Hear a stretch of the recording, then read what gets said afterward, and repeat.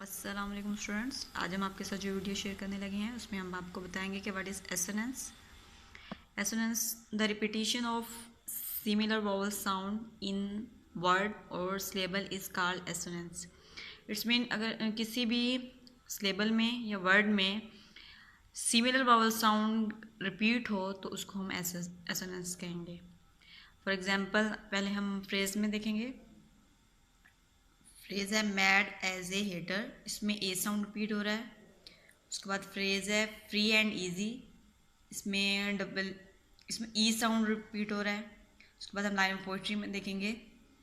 Twinkle twinkle little star how I wonder what you are, اس میں آپ دیکھ سکتے ہیں کہ آئی ساؤنڈ اور a sound bar bar repeat ہو رہا ہے.